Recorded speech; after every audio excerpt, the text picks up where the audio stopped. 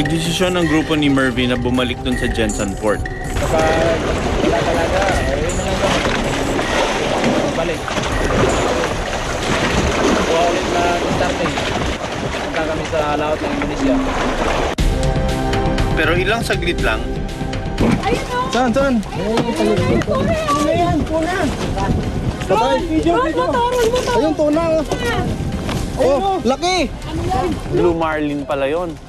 Sinubukan nila huliin yung Blue Marlin na yun for 2 hours.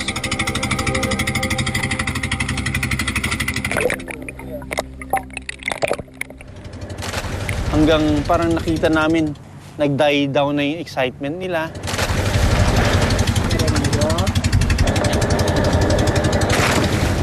May dumating na bangka na galing ata ito ng Indonesia. Gusto namin makita yung mga huli nila, kaya nung nag-decide na kami gusto namin sumabay, so rinadyohan ito nila Captain Eddie at lumipat kami dun sa bangka.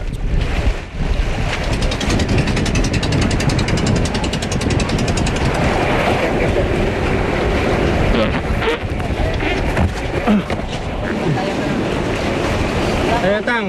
Ilan ang nahuli nyo? Salang dito. Nag-offer sila, tama-tama naman, hindi naman namin sinasadya, lunchtime. Kumain kami ng tanghalian doon. Pasok dito.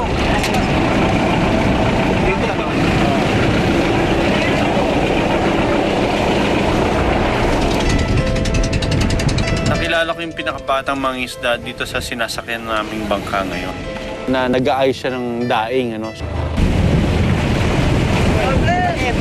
Ikaw ba ang pinakabata? Oo. Ako. Marvin ba pangalan mo? Oh, Marvin yung pangalan ko. Pang ilang beses mo na ito sumama? Matagal na. Matagal na? Ilang taon ka nung nagsimula ka mangisda? Yung nangingisda ko, 13 anyos pa lang. 13 anyos. Ilang taon ka na ngayon? 24. 24. Bata pa lang daw siya, pinangarap niya na maging mangisda. Sinabi niya sa tatay niya, no, Tay, Nay, magtigil na lang ako ng pag-aaral kasi gusto kong mangisda. Binibilad mo yan. Ano yan? Hati-hati kayo dyan. Hindi, sa akin ito. Pasayo lang yan. Oh, sa akin ito para Kasi bumili mo yan. yan sa pamigas yung pamilya ko.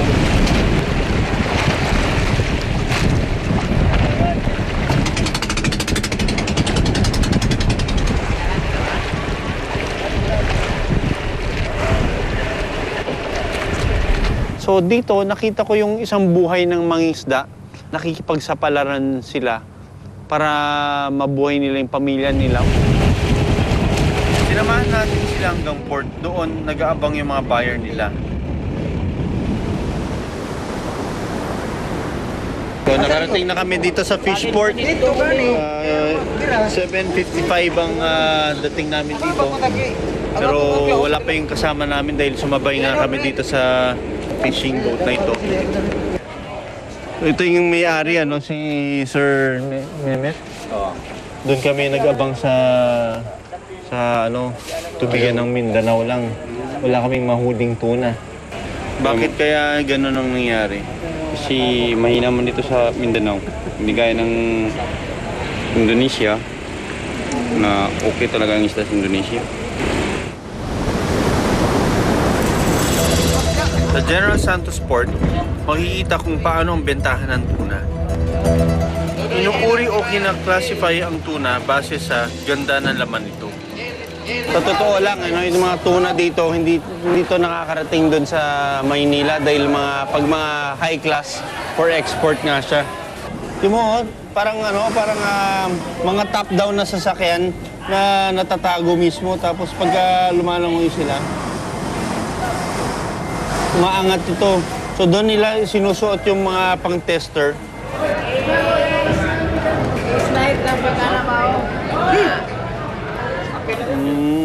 Lamig, oh, malamig pa, oh. Juicy. Yummy. Kailangan ko ng Juicy, yummy. kailangan ko ng wasabi at saka kalamansi. Pero hindi, in fairness, sariwa yung lasa niya. Sabi nila, walang natatapon sa tuna, no? Yung sa tumor. Ito, ano ito? O yan. Malaki-laki to. Malalaki na yan. Spirit. Oh, wow. Ito mo, ito yung mga kinakain ng mga tuna, no? Ito yung reproductive organ nila. So, ang tawag din nila dito, bagaybay. Ito ang bihurok. Ito ang babae. Ah, okay. Itlog ito, unfertilized pa ito. Ito lalaki. Noong 2010, mahigit 106,000 metric tons ang in-export sa Japan at Amerika. At dito pa lang sa plantang ito, 4 na toneladang tuna ang dinadala dito para gawing sashimi araw-araw. Na-realize ko na hindi pala forever na yung dagat ay makukuha natin ng tuna. Kailangan mapa-aware natin yung tao na yung tuna, dapat hindi natin i-abuse yung pagkuha sa kanya sa dagat. Makalipas ang ilang araw, binalikan ko na sila Kuya Mervin. Saan naman ang destination natin? Sa Siao, Indonesia. Andito na kami. Balik na araw.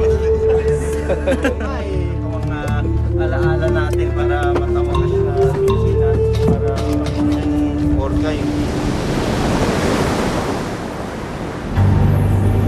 Pang-7 ang Pilipinas sa exporter ng tuna sa buong mundo. Noong 2010, halos umabot sa $400 million ang kinita ng bansa sa pagtutuna. Mahigit 100,000 Pilipino ang dito nakaasa ang buhay. Sa patuloy na pagkaunti ng populasyon ng tuna, may magagawa pa ba tayo? Abangan sa susunod na Miyerkules. Ako si Doc Nielsen Donato, born to be wild. Ilabas ang mga